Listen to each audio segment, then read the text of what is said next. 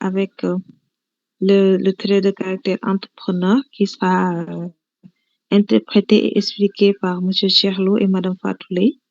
Donc, je donne la parole à Monsieur Cherlo pour la présentation de la première partie et bonne session à vous. Merci. Merci beaucoup, Seynabou. Merci à toutes les participantes et tous les participants et salut également Fatouley, Madame Sow.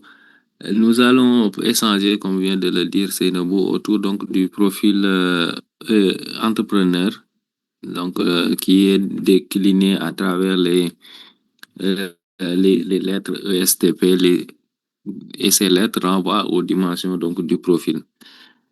Il y a deux parties dans cette présentation. La première que je vais faire, qui va parler donc, qui va vous permettre de découvrir le profil ESTP, votre profil entrepreneur.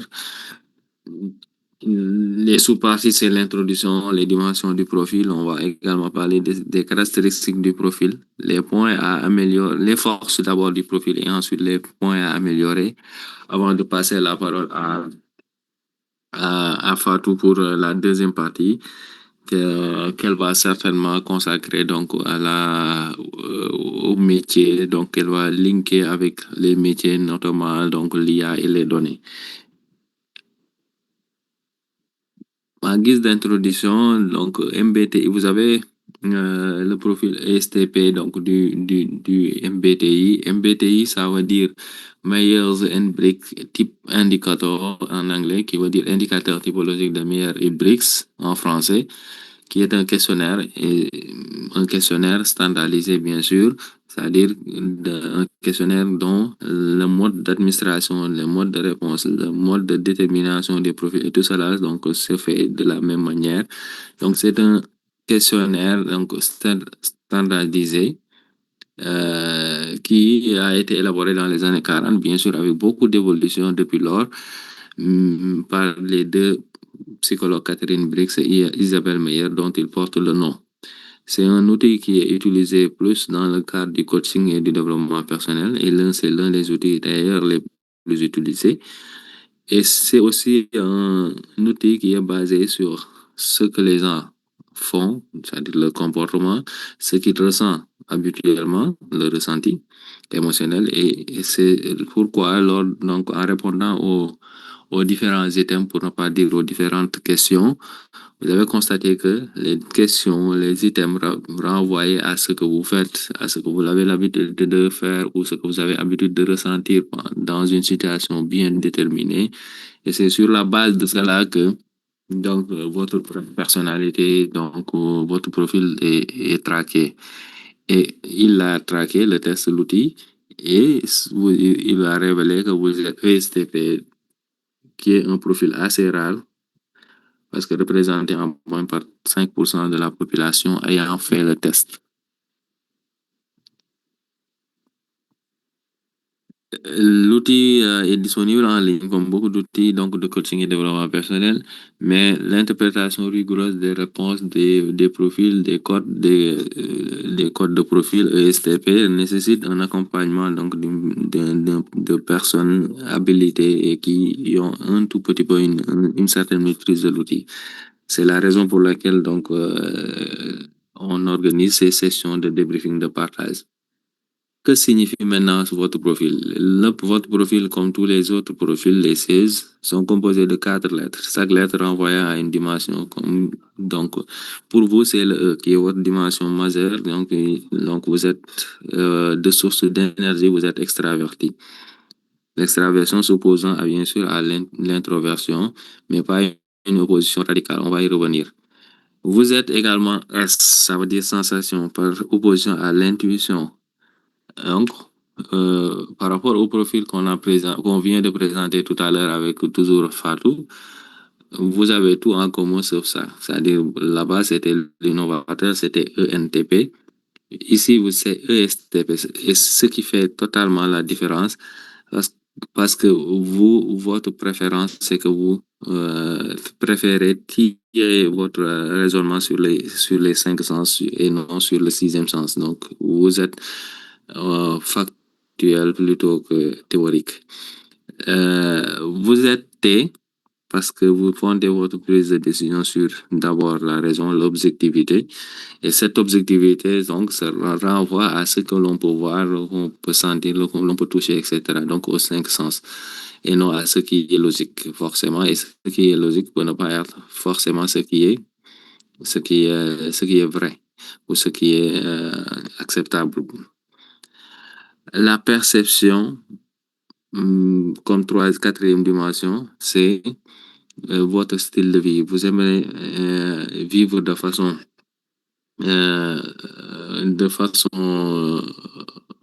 spontanée et non de façon donc, planifiée, etc. Donc, c'est ça votre différence. Alors, voici les 8 composantes maintenant déclinées dans leur détail. Le E, c'est l'extraversion. Je vous ai dit que votre source d'énergie, c'est dans le contact avec le monde extérieur, dans le contact avec les idées, avec les gens, avec les choses, etc. Vous êtes allé aimer, aller à la découverte vous êtes ouvert d'esprit. Par rapport à l'introversion qui préfère recueillir qui préfère tirer sa source d'énergie, pardon, donc du monde extérieur, de ses idées, de ses émotions, de ses propres impressions. C'est une personne qui n'est pas très, très ouverte au contact avec les gens, avec le monde, avec les idées. Et donc, je vous ai dit qu'il n'y a pas une opposition radicale parce que même si vous avez une préférence pour l'extraversion, par moment, il vous arrive de vous retirer seul et de réfléchir sur des projets personnels, sur des choses qui vous sont chères, par exemple, sur vos études, sur votre vie professionnelle, votre vie familiale, etc. Et là, ce sont des moments d'introversion et de réflexion personnelle, mais même si, quand même, de préférence, vous êtes quelqu'un qui est ouvert, qui est sociable, qui aime aller à la rencontre des gens. Alors, vous êtes S ça veut dire tout simplement vous recueillez les informations grâce au sixième sens et vous prêtez attention à ce qui est réel, ce qui est factuel, par opposition à celui qui est N, qui préfère recueillir les informations grâce au sixième sens, c'est-à-dire aller au-delà de ce qui est, mais de ce qui pourrait être. Vous êtes T parce que tout simplement vous préférez organiser les informations de façon structurée, organisée et logique et prendre des décisions qui sont vraiment donc objectives, logiques. Par opposition à quelqu'un qui préfère donc structurer les informations et décider de façon personnelle en se basant plus sur les valeurs, donc le feeling, le sentiment, etc. Donc vous, par contre, les prises de décision seront bien analysées, objectives et logiques. Et le P, STP, le P, c'est que vous êtes flexible et spontané, vous vivez l'instant présent, vous n'êtes pas dans les planifications donc longues, rigoureuses, etc. Donc, vous vous opposez à quelqu'un qui est jugement, qui préfère vivre de façon très, très organisée et planifiée. Donc, c'est ce que signifient donc les les 4 pôles qui composent votre profil. Alors, cela dit, comme nous venons également de le dire, aucun pôle n'est totalement opposé à son opposé, parce que tout simplement, si on prend le dernier, par exemple, le P, vous êtes flexible et spontané, vous n'êtes pas dans la planification rigoureuse, mais par moment, il vous arrive, dans des situations bien déterminées, de faire usage de la planification à moyen ou long terme pour organiser une tâche bien déterminée ou organiser une étape de votre vie, etc. Et là, cela montre tout simplement que chaque individu fait usage des 8 composantes de personnalité dans une certaine mesure. Donc, on a une préférence, certes, pour une dimension, mais on fait usage de tous les 8 donc, dimensions. Alors, on a une préférence pour une façon de faire, pour un domaine bien spécifique, mais chaque personne fait usage des 8 pôles. Et cela nous amène à dire qu'il n'y a pas de pôle meilleur, il n'y a pas de pôle meilleur que l'autre. Chacun a des avantages et a ses points à améliorer, ses inconvénients. Il y a un avantage dans l'extraversion parce que ça vous ça vous facilite beaucoup de choses. Mais il y a également un avantage dans l'introversion parce que la personne qui est souvent introvertie et quelqu'un qui est très concentré, qui a une capacité de concentration très élevée et quels que soient les deux rôles, donc que ce soit l'extraversion ou l'introversion, poussé à l'extrême, ça vous mène donc à une situation problématique. Quand vous êtes trop extraverti, vous êtes dispersé, vous aurez du mal à vous concentrer seul, par exemple. Et quand vous êtes trop introverti également, vous êtes isolé, vous pouvez avoir donc des difficultés d'avoir donc des relations sociales durables. Donc, dans les deux cas, il y a un avantage, comme il y a des inconvénients. Mais nous, ce qu'on ne sait pas encore, c'est que individuellement, vous êtes dans quelle situation? Est-ce que vous êtes trop extraverti ou trop introverti? Le test, pour avoir le rapport complet, il fallait payer. Et donc, ce qu'on n'a pas, ce sont vos scores dans les différentes dimensions pour voir est-ce que vous êtes extraverti, mais moyennement, ou très extraverti, ou hyper extraverti, ou etc. Donc, c'est pourquoi, euh, véritablement, il faut interpréter avec la moyenne, pensant que la majeure partie d'entre vous peut-être se situe dans la place moyenne et interpréter avec la moyenne. Et sachant que bien sûr, il y en a certainement certains qui sont dans l'extrémité et là, ça devient un véritable problème. L'instrument MBTI ne mesure ni vos compétences parce que les compétences sont des aptitudes donc, pratiques professionnelles liées à un domaine bien déterminé. Et là, peut-être c'est votre profession, vos compétences techniques qui vont le déterminer. C'est plutôt un outil qui vous aide à prendre conscience de votre style particulier et à mieux comprendre et apprécier les différences qu'il y a entre vous et les autres. Et quand vous vous comprenez mieux et que vous comprenez les autres, vous allez vivre mieux avec les gens. Les caractéristiques du profil maintenant. Par quoi on reconnaît la personne de type ESTP et faisons maintenant un tour d'horizon par rapport à ça. Si on se réfère à la classification faite par David Kersey du MBTI en classant les différentes familles de profils, chaque famille de profil a un groupe qu'il a appelé tempérament. Vous êtes dans l'osé, donc dans le tempérament d'irrationnel. Et ce tempérament, vous le partagez avec quatre autres profils avec qui vous avez ceci de commun. L'impulsivité, parce que vous dites ce que vous pensez, ce que vous croyez être juste et objectif. Donc, à l'instant des autres profils de ce tempérament, l'individu STP est impulsif, dit ce qu'il pense, fait ce qu'il croit être juste et objectif.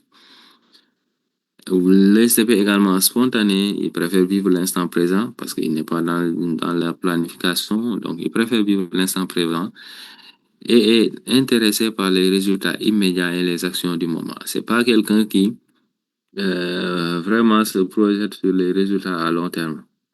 Donc, préfère vraiment faire des choses dont il peut avoir des résultats immédiats, des résultats au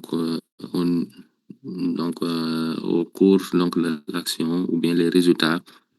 Donc, à la fin de l'action, on puisse maintenant tirer les conclusions et avoir les résultats. C'est quelqu'un qui fonde ses prises de décision sur un raisonnement analytique. Même s'il est spontané quand même, il réfléchit donc bien avant de prendre des décisions. C'est pourquoi ces décisions sont quand même souvent logiques, acceptables en tout cas du point de vue de la raison, parce qu'il y a tout un laïus qui peut permettre de dire que c'est assez logique. C'est quelqu'un qui a un talent pour l'improvisation. Dans des situations où il faut improviser, où il n'y a pas de solution toute faite, il peut vraiment improviser. On l'appelle aussi promoteur ou entrepreneur. Entrepreneur, c'est le nom que nous avons pris, mais peut-être ailleurs, vous pourrez voir qu'on l'appelle promoteur. Mais l'essentiel, c'est que le code ne change jamais. Le code, c'est ESTP.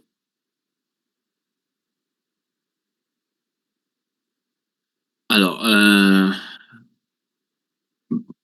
quels sont les quatre profils qui sont dans ce tempérament? C'est ESFP, ISFP, ESTP, vous-même, ISTP. Et ces profils-là partagent donc les dimensions S et P. qui sont donc les dimensions les plus présentes dans ces deux profils. Le S, ça veut dire la sensation et le P, la perception. Quelles sont les forces maintenant du profil ESTP ou entrepreneur?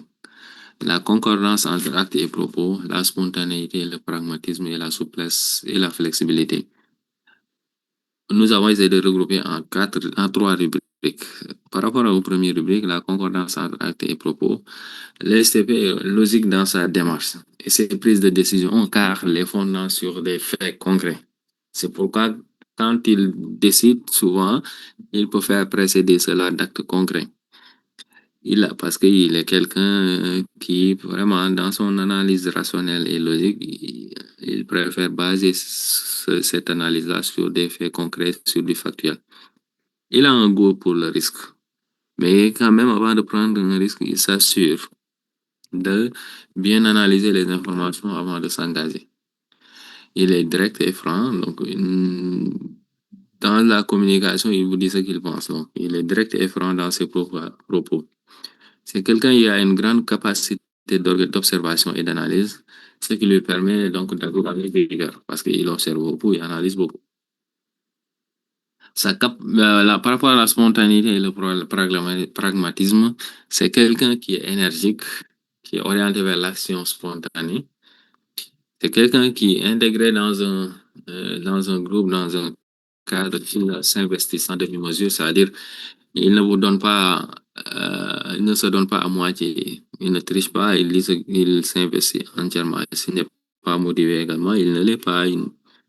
C'est quelqu'un de confiant, il a confiance en ses opinions et en ses capacités, donc il a une forte estime de soi et c'est déjà bien, quel que soit le domaine dans lequel vous allez travailler, avoir une bonne estime de soi vous donne vraiment suffisamment de force pour aller jusqu'au bout de vos idées. C'est quelqu'un qui est fort, qui n'est pas fort en développement théorique. Contrairement à l'INTP que nous avons présenté ce matin, le développement théorique, la réflexion théorique n'est pas son fort, il est dans le concret. Vous faites une bonne théorisation, vous lui donnez donc pour transformer cela en acte concret, il est fort. Mais dans la phase théorique, non. Dans la phase théorique et de conception. C'est quelqu'un qui est souple également et qui a de la flexibilité pour la troisième composante parce qu'il s'adapte facilement à un environnement dynamique changeant. C'est quelqu'un qui n'est pas réfractaire au changement. C'est quelqu'un également qui peut faire des concessions. Si ces concessions sont dans un esprit de faire avancer le groupe, de faire avancer l'équipe, donc dans un esprit de co-construction ou dans un esprit collaboratif, il peut faire des concessions. Si, bien sûr, ces concessions sont acceptables du point de vue donc logique. Il est coopératif, le NTP. Il est coopératif, il est soucieux du maintien de la dynamique de groupe. Donc là, c'est extrêmement important. Donc, il collabore, il coopère. Alors, ces atouts-là, ou ces forces, sont résumés en nuances de mots à travers cette image avec la source MBTI qui vous donne donc en résumé les différentes forces donc de l'INTP. Les réalistes, enthousiastes, analytiques, négociateurs, francs, flexibles, au milieu on a dynamique, plein de ressources, affirmé sens pratique, il a le sens pratique, il est direct, aime s'amuser, astucieux, facile à vivre, etc. Donc réagit rapidement, bon, et donc c'est la flexibilité qui fait qu'il réagit rapidement, etc. Alors, maintenant les points à améliorer. C'est l'INTP, il y a également trois points à améliorer. Donc, regroupés en trois rubriques du moins, l'impulsivité et l'impatience, l'aversion pour la théorie et la planification et l'expression des ressentis émotionnels. Pourquoi il doit améliorer son impulsivité et son impatience? Parce qu'il est orienté vers l'action et peut agir sans réfléchir. Il peut rencontrer des difficultés à collaborer avec des personnes qui sont lentes et superficielles ou qui parlent beaucoup, qui sont loquaces. Donc, il est impatient. Il veut vraiment avoir des résultats coûte que coûte. Donc, ça peut être donc, un frein parce que il y a souvent des projets sur lesquels, quand vous y travaillez, vous n'avez pas la possibilité d'avoir des résultats immédiats, mais plutôt des résultats à moyen, voire long terme. Cette impatience et cette impulsivité peut conduire le STP à prendre des risques inutiles ou à blesser les sentiments des autres, ce qui va être donc un, un problème majeur dans les relations sociales. Il a une aversion pour un dégoût pour la théorisation et la planification parce qu'il est pragmatique et concentré sur des problèmes du moment. Donc, le STP est souvent réticent à la réflexion théorique ou à la planification à long terme. Cette spontanéité peut causer une désorganisation parce que c'est pas tous les projets que l'on doit gérer avec spontanéité. Il y a des projets qui doivent être bien planifiés. Parce que même si c'est pas le projet, peut-être vous pouvez avoir un collaborateur qui vous exige donc une planification rigoureuse. Et donc, quand la personne STP est dans ces situations, il peut avoir une désorganisation et se confiner dans la gestion des urgences plutôt que dans une planification stratégique. Parce que quand vous n'êtes pas assez organisé, vous gérez surtout des urgences, mais non être dans une planification bien définie qui vous permet non seulement de prendre en charge des urgences quand cela se produit, mais également d'anticiper sur ces urgences-là. L'expression des ressentis émotionnels est un point faible, c'est le NTP, parce que il a des problèmes pour dire, c'est pour exprimer ses émotions, mais également pour comprendre celles des autres. Or, identifier et comprendre les émotions des autres aide à mieux interagir avec eux. Et exprimer ses propres émotions également n'est pas signe de faiblesse. D'accord? Exprimer ses propres émotions et ses valeurs permet d'être compris. Par contre, avec son sens de l'observation cependant et ses capacités d'adaptation, l'ESTP ou bien certains ESTP parviennent généralement à surmonter cette carence de leur développement personnel.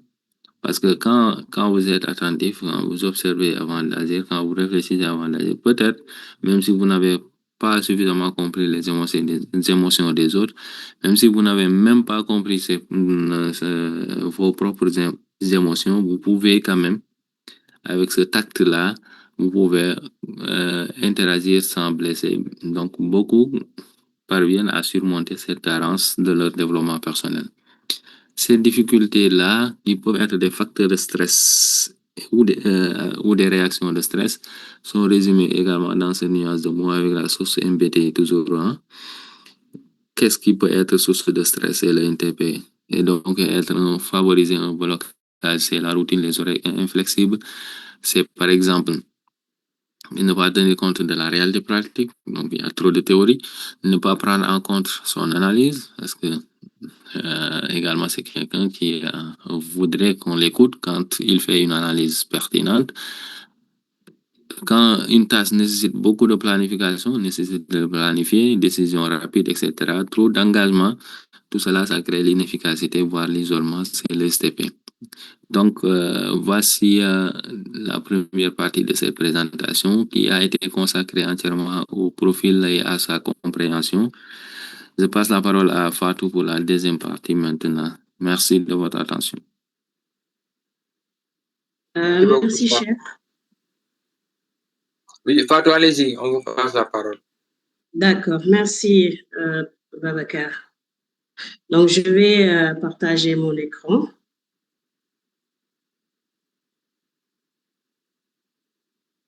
Alors, vous recevez le partage?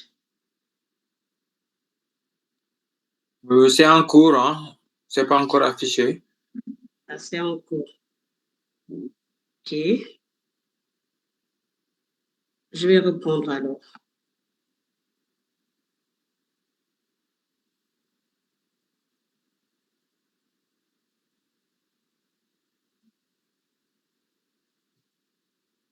Babacar, là, vous le recevez?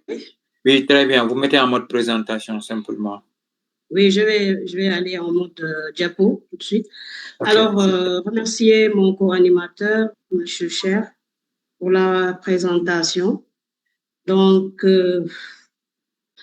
après avoir vraiment exploré plutôt, excusez-moi, la personnalité de l'entrepreneur, ses forces naturelles, bien sûr, nous allons entrer maintenant dans une étape clé. Et cette étape, c'est surtout comment transformer ce potentiel véritable parcours professionnel en un véritable parcours professionnel dans un domaine vraiment en pleine évolution, donc le domaine de l'intelligence artificielle. Alors, dans cette deuxième partie, nous allons voir ensemble quel environnement de travail d'abord l'entrepreneur, dans quel environnement il peut évoluer, puis après identifier ses forces, mais surtout ses points à développer pour mieux se positionner et réussir dans l'IA. Et pour ça, nous allons parcourir ces soft skills et surtout les soft skills que l'entrepreneur doit posséder. Alors, aujourd'hui, Cher vient de parcourir, et il y a des éléments clés qui sont sortis. Donc, l'entrepreneur est orienté action. Alors, c'est quelqu'un qui aime le résultat immédiat. Donc, tout ça, il faut le comprendre. Et c'est pour ça qu'il est plus à l'aise dans un environnement de travail où il y a vraiment de l'action, des défis. Donc, il y a la résolution de problèmes concrets parce que c'est quelqu'un qui est vraiment orienté action. Donc, quand il y a un peu la routine, il n'est pas à l'aise en fait. Alors, un environnement aussi où les tâches importent plus que les personnes. Alors, l'émotionnel n'interfère pas sur la performance des équipes.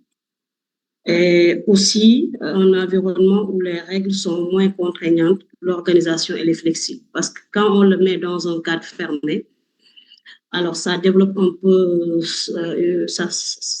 un niveau de stress assez important. Il n'est pas à l'aise parce que c'est quelqu'un qui aime agir, mais surtout agir, gérer des défis et surtout c'est quelqu'un qui n'aime pas en tout cas être fermé dans un cadre. Il est flexible et il veut s'adapter aussi. Donc c'est pour ça que quand on le met dans un environnement avec des règles rigides, alors il a du mal à s'adapter. Alors, qui parle d'environnement de travail, bien sûr, parle de personnes qui interagissent, parle de personnes qui essayent d'avoir et d'atteindre des objectifs. Donc aujourd'hui, l'aspect humain est très important. Et les soft skills, en général, ce qu'il faut comprendre, c'est surtout comment est-ce qu'on peut interagir en milieu professionnel avec les autres. Globalement, c'est un peu ça. Et pour ça, on développe parfois des attitudes à l'endroit de nous-mêmes, mais à l'endroit aussi des équipes avec lesquelles nous travaillons. Et ces soft skills-là sont incontournables. Et de plus en plus, il faut le comprendre, c'est au niveau mondial. Les recruteurs maintenant, ils font vraiment focus, en plus des hard compétences, donc les compétences techniques, ils font vraiment focus sur tout ce qui est compétences soft skills, compétences transversales. Alors, c'est pour ça qu'il est important déjà, en corrélation avec la personnalité que nous venons de voir, donc l'entrepreneur, de voir quels sont les soft skills que l'entrepreneur possède. Nous en avons pris quelques éléments essentiels. La liste, elle n'est pas exhaustive, mais des soft skills que nous pensons qui sont vraiment indispensables, plutôt que l'entrepreneur possède. Donc, nous avons jugé bon de revenir sur ces éléments-là et puis de vous expliquer pour chaque soft skill, en tout cas, c'est quoi la définition du soft skills pour que vous puissiez mieux comprendre les soft skills si vous les voyez ailleurs. Donc, le premier soft skills que possède l'entrepreneur, c'est leadership naturel. Ça, on l'a toujours dit. C'est un leader naturel. Donc, parce qu'il a la capacité d'inspirer, de mobiliser et guider une équipe. Voilà. Il a cette capacité de le faire, de guider une équipe vraiment vers une vision commune. Donc, c'est pour ça qu'on dit qu'il est un leader naturel. Donc, quand vous entendez parler de quelqu'un qui a le leadership naturel, c'est vraiment une personne qui a cette capacité-là. La résolution de problèmes, alors c'est quelqu'un qui a la capacité d'identifier, d'analyser et de résoudre des problèmes de manière efficace. Donc, revenir sur ce que je viens de dire, que c'est des soft skills que vous possédez, en lien un peu avec votre personnalité. Alors, la prise de décision rapide. Donc, c'est quelqu'un aujourd'hui, l'entrepreneur, qui est apte à trancher efficacement. Même en cas d'incertitude ou de pression, voilà, il peut vraiment trancher de façon très rapide. C'est quelqu'un qui est très résilient, la résilience. Alors, c'est vraiment le fait de pouvoir rebondir après un échec et de persévérer malgré les obstacles. Ça, c'est vraiment l'entrepreneur parce qu'il tente énormément de projets et à chaque fois que ça échoue, il rebondit. Ça ne l'empêche pas de réfléchir sur de nouveaux projets et de se lancer. Donc, la créativité qui est essentielle quand on parle de projet, bien sûr, il faut avoir des projets non seulement qui répondent aux besoins des communautés, mais des projets aussi qui sont assez innovants, des projets qui sont créatifs, qui peuvent en tout cas recevoir un peu l'adhésion, en tout cas, des utilisateurs ou des communautés. Donc, ça veut dire qu'il faut cette touche de créativité, c'est ça qui permet à l'entrepreneur de tout le temps créer de nouvelles choses, mais surtout des choses qui sont assez innovantes. Alors, l'autre chose, c'est la communication persuasive. Ça aussi, c'est quelque chose que vous possédez. C'est vraiment l'art de transmettre des idées avec clarté et de convaincre divers interlocuteurs. Vous voyez? Donc, ça peut aller effectivement avec leadership naturel parce que quelqu'un qui est un leader en général, il a cette capacité à communiquer et à interagir avec les autres.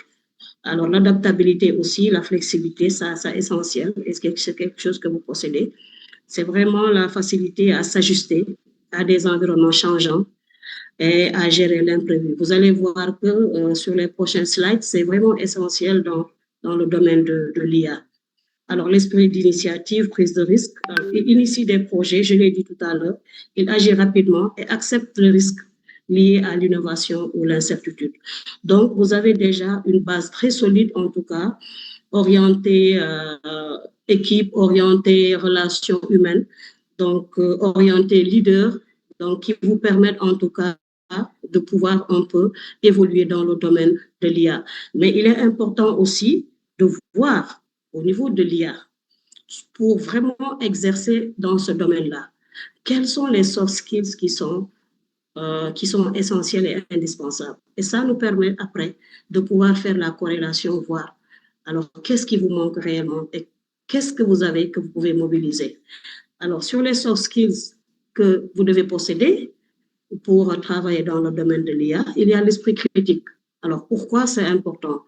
Parce qu'il permet d'analyser les résultats, de détecter les biais et valider la pertinence des modèles. Alors, l'autre, c'est surtout la curiosité intellectuelle. Qui parle de curiosité intellectuelle? Alors, c'est quelqu'un qui est surtout en apprentissage continu. Et là, c'est très important parce que ça permet de rester à jour sur les évolutions technologiques et d'explorer de nouvelles approches. Parce que vous êtes toujours dans la posture d'apprendre et comme c'est un domaine qui est très évolutif, ça vous permet en tout cas d'être au diapason de tout ce qui se passe et de pouvoir capter en tout cas l'évolution au niveau technologique et de pouvoir réagir à temps. La créativité et l'innovation, donc imaginer des solutions innovantes et concevoir des algorithmes originaux, c'est important. L'originalité aussi à sa touche, parce qu'aujourd'hui, quand on parle de création de projets, donc il est important aujourd'hui d'avoir des projets assez originaux. C'est ça qui va faire la différence par rapport à l'existant. Alors, si je prends l'exemple de ChatGPT, je le dis parce que tout le monde le connaît, vous voyez, ça évolue rapidement. À chaque fois, on a de nouvelles versions. Donc, il est important d'être en tout cas dans cette dynamique de créativité et d'innovation. La résolution de problèmes, c'est aussi incontournable. Ça permet de surmonter les obstacles techniques qui arrivent souvent, il faut le reconnaître, des erreurs et tout. Alors, de trouver aussi des solutions efficaces au dysfonctionnement des modèles. On parle de modèles, donc effectivement, il arrive des dysfonctionnements, il arrive des erreurs, il arrive aussi que vraiment qu'on ait des problèmes qui surviennent, des imprévus. Alors, ces problèmes-là, il va falloir les résoudre, les analyser et surtout apporter des solutions rapides et adaptées. Donc, il est important aujourd'hui de posséder ce soft skills pour travailler dans le domaine de l'IA. Une communication claire, parce que qui parle l'IA parle d'équipe. Alors, c'est une équipe multidisciplinaire qui travaille. Il y a les experts techniques, il y a ceux qui ne sont pas du tout des techniques, donc il y a les clients, les utilisateurs. Donc, il est important de leur expliquer clairement les résultats. Donc, il est important aussi de partager les idées avec l'équipe. Et pour ça, il faut avoir une communication claire, une communication adaptée et surtout une communication qui permet, voilà, d'éviter les biais auprès des destinataires. La flexibilité et la capacité d'adaptation. Donc, c'est important pour s'ajuster rapidement aux outils, langage et méthodologie en constante évolution. On ne cessera jamais de le dire, l'IA évolue rapidement. Ça évolue. Les gens sont tout le temps en train de travailler à mettre en place, à réfléchir sur des solutions nouvelles, sur des modèles. Donc, je pense qu'il est important de pouvoir être flexible et surtout de s'adapter en tout cas à ces nouveautés, à cette évolution-là. L'esprit d'équipe, alors je l'ai dit tantôt, quand on parle de, voilà, de communication, j'ai bien dit qu'on travaille avec des équipes pluridisciplinaires où vraiment il y a tous les acteurs en termes de, voilà, sur des projets assez spécifiques, par exemple. Aujourd'hui, on ne peut pas mettre en place un projet IA sans effectivement travailler avec la partie technique et effectivement travailler avec ceux qui expriment le besoin. Donc, pour ça, il est important de pouvoir collaborer avec tous ces profils-là, techniques et non techniques, et de pouvoir en tout cas interagir avec ces gens-là de façon efficace. La collaboration ici, elle est essentielle. Alors, le sens de l'éthique et de la responsabilité. Alors ça, il faut vraiment l'intégrer dans les enjeux de confiance. Il faut intégrer ça parce qu'il y a un volet confidentialité très important, en tout cas dans l'IA. Parce qu'aujourd'hui, l'IA impacte des personnes. L'IA impacte vraiment des communautés. Il y a des IA qui sont développées dans le domaine de la santé, dans le domaine de l'éducation. Voilà. Aujourd'hui, je pense que les gens doivent être dans une posture de créer, en tout cas, des modèles qui viennent, en tout cas, améliorer la vie des gens. Mais par moment, voilà, ces choses-là, il faut gérer.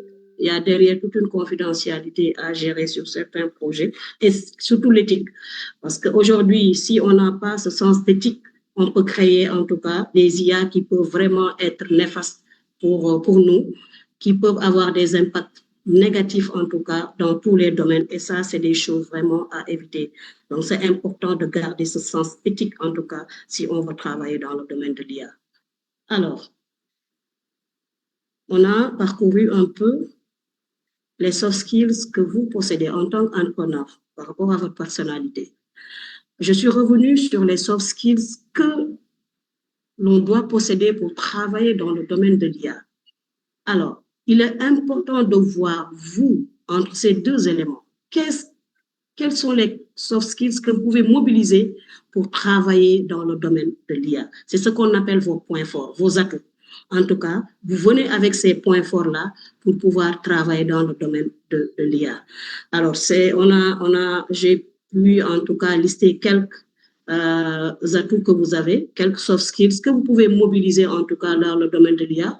Entre autres, il y a la créativité. La créativité, elle est essentielle. Alors, pourquoi elle est essentielle?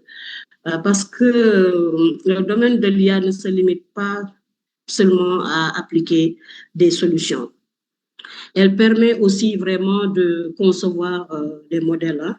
Il faut le voir comme ça. Elle permet aussi, voilà, de pouvoir, par exemple, travailler ou mettre en place des projets, comme je l'ai dit tantôt, assez spécifiques dans certains domaines, qui sont des domaines, en tout cas, comme des domaines spécifiques comme la santé, comme l'éducation et autre chose. Donc, il faut avoir cet esprit créatif pour pouvoir créer et appliquer ces solutions-là dans tous les domaines qui peuvent, par moment, être vraiment des domaines assez spécifiques. Alors, l'autre aspect, c'est l'adaptabilité. Elle permet de ne pas subir les changements technologiques. Alors, mais de les intégrer rapidement dans sa façon de travailler. Vous voyez, il est important de prendre en compte cet élément-là. Alors, parce que les outils IA quand même évoluent, je l'ai dit tout à l'heure, constamment. Alors, être adaptable, c'est vraiment savoir apprendre vite et ajuster ses méthodes en continu. Et ça, c'est important dans le domaine de l'IA. Et ça veut dire que ce soft skills-là, si vous le mobilisez quand même et que vous le possédez, ça peut vraiment être un atout dans le domaine de l'IA. La communication, vous communiquez bien, vous êtes des leaders naturels. Donc, elle permet en tout cas de transformer des idées techniques complexes en messages clairs et compréhensibles. Je l'ai dit tout à l'heure, vous serez en mesure de communiquer avec les équipes tech et avec les équipes non tech. Et ça, c'est un point fort aussi, c'est vous. Et ça facilite le travail en équipe. Alors, comment en assurant peut-être une bonne compréhension des besoins et des solutions.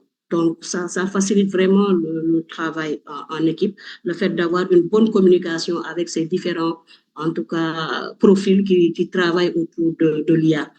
L'esprit d'équipe, c'est important. Donc, c'est quelque chose aussi que vous possédez. Les projets en IA sont toujours le résultat d'un travail collectif. Ça, il faut le comprendre. On parle tout le temps d'équipe. Donc, quelqu'un qui est autonome, voilà, qui aime travailler seul, voilà, c'est quelqu'un qui est indépendant en général, a du mal à rester, en tout cas, dans ce cadre professionnel. Donc, il est important de comprendre que on travaille, en tout cas, dans un cadre collaboratif où il y a un partage d'idées. Et ça permet d'améliorer la qualité des solutions développées. Le leadership aussi, leadership naturel que vous possédez, permet de donner une vision claire et de guider une équipe dans des projets complexes comme ceux de l'IA. Donc, quelqu'un qui est un leader, il se positionne en tout cas comme le guide du groupe et il permet en tout cas d'aller et de mobiliser les équipes autour de l'atteinte des objectifs, autour de l'essentiel. Et ça, c'est important parce que n'oubliez pas que l'IA, c'est carrément des projets sur lesquels on travaille, en général sur une longue durée. Donc, il faut non seulement les maîtriser, toutes les étapes, mais il est important aussi qu'on ait un bon leader devant qui guide les équipes, qui les booste, qui essaye de les motiver. C'est important. Donc, je pense qu'aujourd'hui, ça aide vraiment à coordonner les compétences et à orienter vraiment les efforts vers un objectif commun. La curiosité, elle favorise l'apprentissage continu dans un environnement en perpétuelle évolution. Alors, elle nous pousse vraiment à explorer en permanence de nouvelles technologies et outils en IA. Parce qu'on est vraiment dans l'apprentissage continu. On veut vraiment apprendre des recherches, on apprend tout le temps, on essaye de voir si on peut mettre en place des modèles originaux et innovants. Et pour ça, il faut vraiment être dans la posture d'apprentissage continu. Et c'est ça qui va favoriser, comme je l'ai dit tantôt, qui va favoriser le développement de modèles qui sont vraiment innovants et qui sont adaptés vraiment aux besoins des communautés ou des clients. La prise d'initiative, elle est aussi essentielle pour tester de nouvelles solutions et explorer des approches innovantes. Oui, parce qu'aujourd'hui, la prise d'initiative va nous permettre, en tout cas, va vous permettre de passer de l'idée à l'action sans attendre des instructions.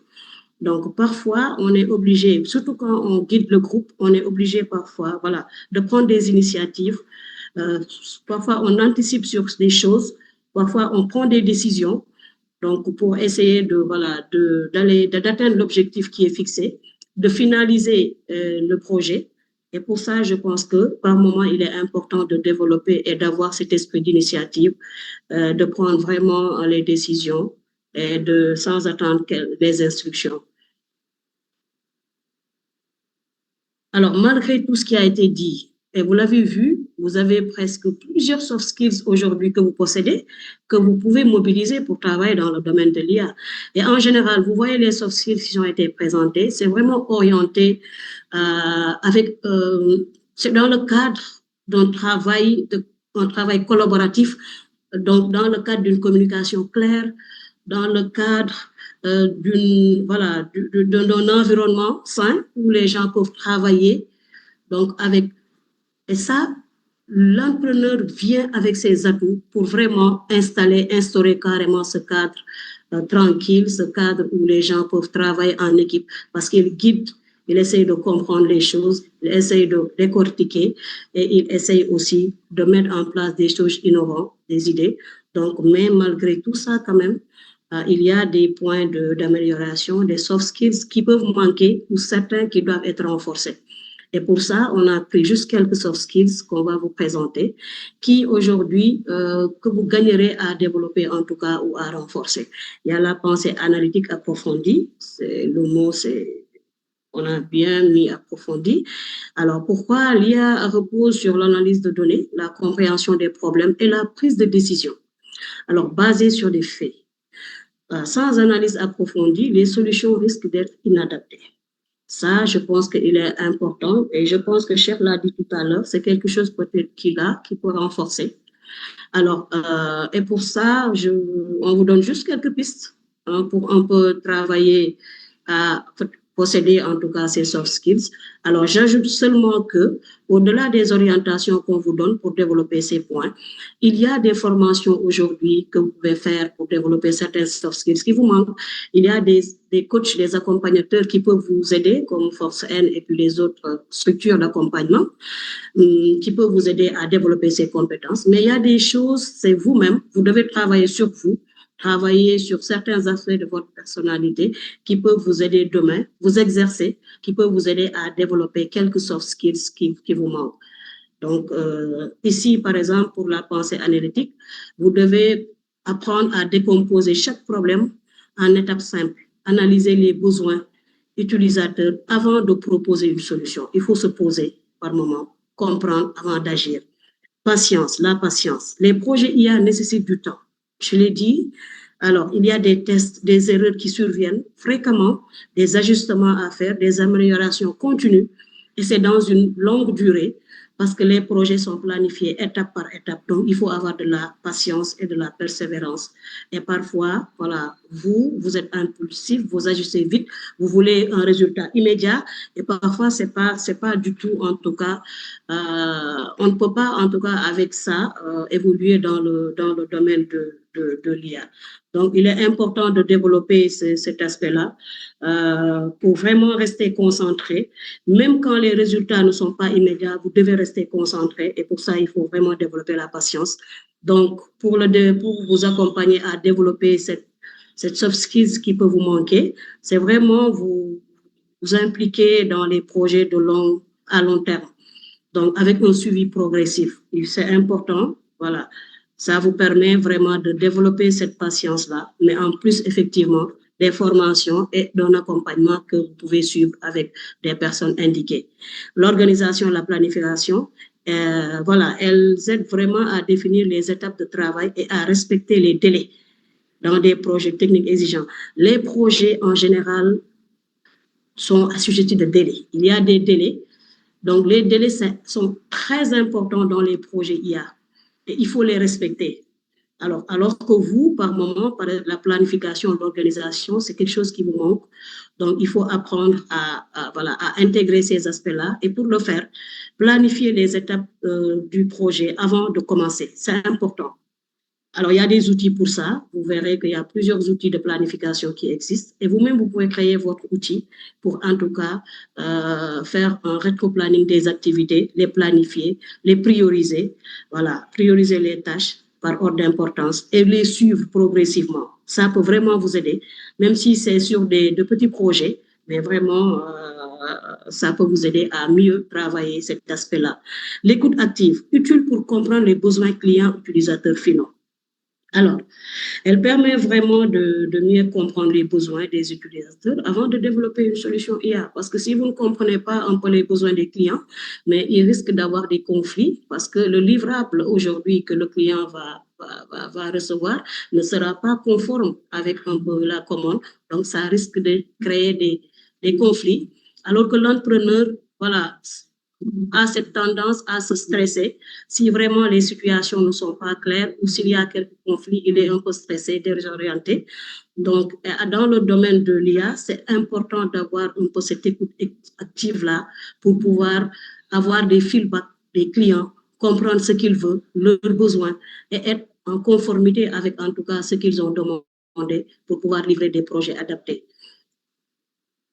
Alors, en conclusion, il faut noter que l'entrepreneur dans l'ère de l'intelligence artificielle n'est pas seulement un porteur d'idées. C'est vrai. C'est un acteur du changement. Pourquoi? Parce que c'est quelqu'un, on l'a dit, c'est quelqu'un qui a quand même, qui agit, c'est quelqu'un qui est dans la créativité, c'est quelqu'un qui est un leader, quelqu'un qui guide les équipes.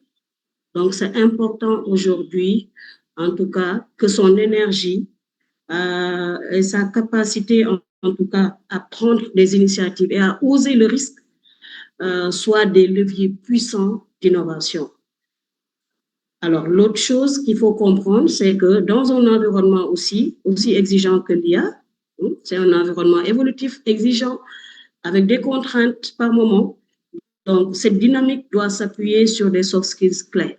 La pensée analytique, on en a parlé tout à l'heure, pour mieux comprendre les problèmes, l'organisation, pour structurer les projets, la patience pour accepter l'expérimentation, qui est essentielle. On ne peut pas démarrer un projet et le réussir dans l'immédiat. Ce n'est pas possible. Il y a des erreurs il faut réajuster, il faut expérimenter. Donc, il faut accepter l'expérimentation, l'écoute active pour comprendre le besoin, en tout cas des clients, c'est important. Et ça va nous permettre de construire des solutions réellement utiles pour nous tous. Je vous remercie de votre aimable attention.